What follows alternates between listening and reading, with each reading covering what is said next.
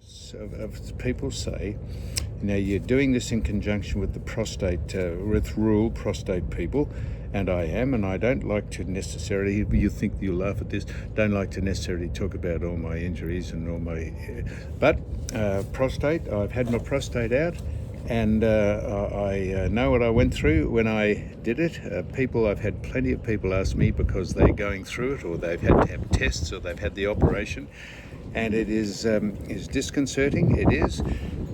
I'm only doing this in conjunction with rural because I believe in the cause, but I had it done about 18, just when I was, just after I was 60, 61 or 2, and I'm now 89, 90, 80 next.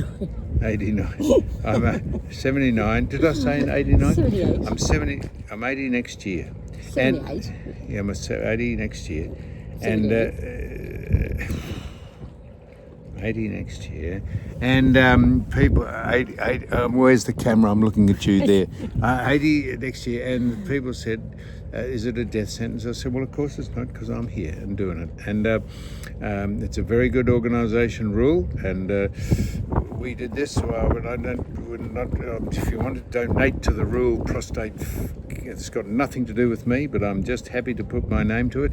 And it's a really disconcerting experience, because about just 2 weeks before the footy show was about to come back on air about 17 years ago, I said, I'm sorry, I've got to go in to have my prostate out, which made the management pretty happy because they'd given us the summer off and the show was just about to come back on. It was a pretty successful show.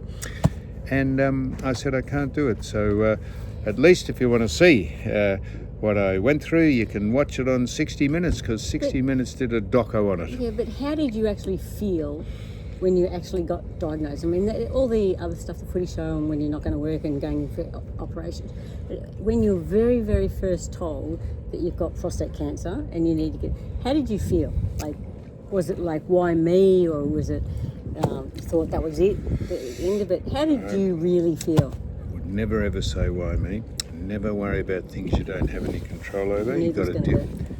My noodle's going. Yeah, you hold my noodle for me. No, I'd never say that. But you just deal with it. Like there's plenty of people on a daily basis go through. Well, of course. You block it. Did you block it and just say, okay, well, I'm going to think of what the next stage is, or did you contemplate what happens if I die? What happens if I kids, and what happens? You've got a life behind you as well. I didn't have a chance to think about it because they said the doctor said you have an advanced case of prostate cancer, and it should come out before it escapes from the capsule, which you want to keep it in the capsule, not having it go into all the lymph glands and all the stuff. So I just went in immediately, so you just went into survival mode. Survival mode, and I didn't even know what the consequences were. The consequences are that your libido drops off to nothing. You feel you have no interest in pool, just no interest, which makes you pretty lucky. So you're very lucky. You're a survivor, so some of the things that you do have to. And you're meant to do exercises to get your core up, because you have incontinence and you pass a lot of urine, because if you get excited or laugh or get tired, you tend to leak. I don't have any of those problems because I was pretty fit in the first place, and I didn't have a chance or time to do the core exercises, but as I say, I was pretty fit, and that's half the battle, is not being overweight and being pretty fit, and because I had a pretty active sporting life and I was in fairly good nick, so I don't have any problem with leaking, but it was a hell of a shock. What did the family and the kids say? Yeah, they were more shocked than I was, because they thought, oh, gee, maybe the inheritance will come a little quicker than we first thought. And no, they didn't think that. They said, Dad, how long are you likely to linger on for? Because I'm making plans to go on and buy a house shortly. Yeah, I'm sure they did. No, they did not. No, I'm only been... And then you got Kevin and Lorraine, who are very good friends. Very good friends. They would have been shocked and...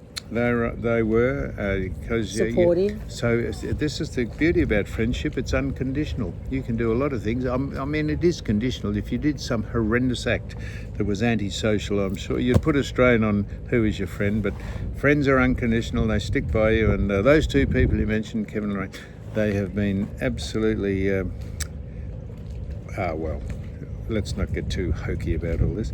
So, But what about today now? I mean, obviously you are a survivor. It's been so long, but you know that sometimes it can come back.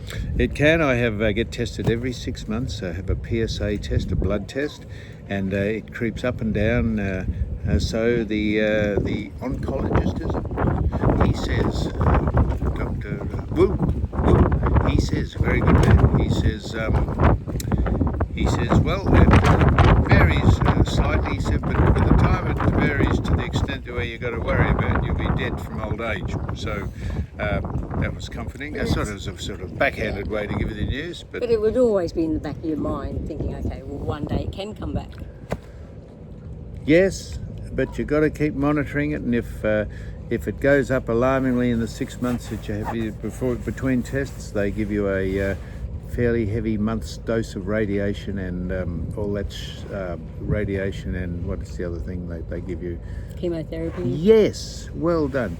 Now, having said that, Sue, you tell people about your diabetes. You got stage type 1 by diabetes, and you live a fantastic life, active life, but that must be so disconcerting to actually watch every time you eat. You have to inject yourself, and it must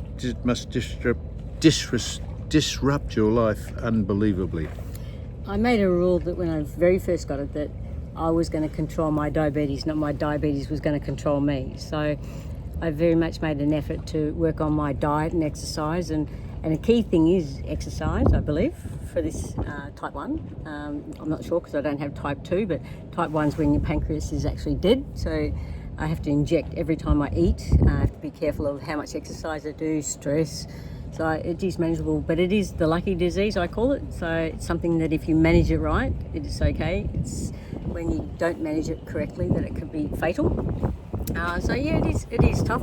So diabetes type 1, you actually have to think about it 24/7. So if you said to me, oh, let's go here, and I've got to say, okay, when was the last time I ate?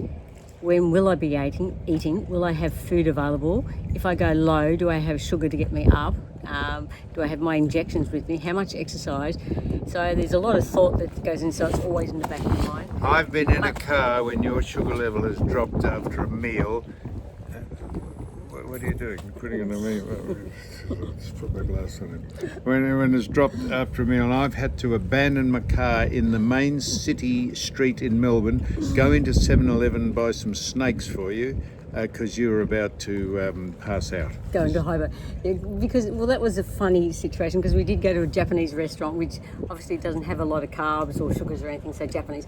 So I probably put in a little bit too much because I didn't know what type of food, how much it was, what sauce was in the takeaway or in the restaurant food. And then we got out of the restaurant and that nice car of yours had a flat battery. Oh yes, it did too. It had a flat battery. I left the lights on. So I would have been able to get home no matter Another what. thing I did wrong in the car. Yeah. So then we had to wait for obviously the RACV man, and then I'm thinking, okay, I'm going down, but if I had got home, I would have been all right.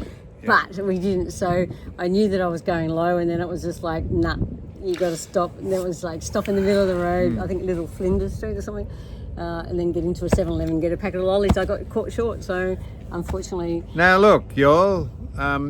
So there's us. We're just squeaking by. When we get home, we'll probably go into Tobin Brothers and hit the counter and yell out "shop." But that's us.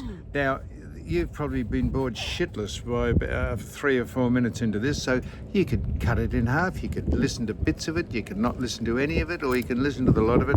But we just like to reflect some of the comments that people give to us. We get honestly hundreds of thousands of comments. Is that an exaggeration? No, but keep the comments up because we love them. We do read them. Right, we do.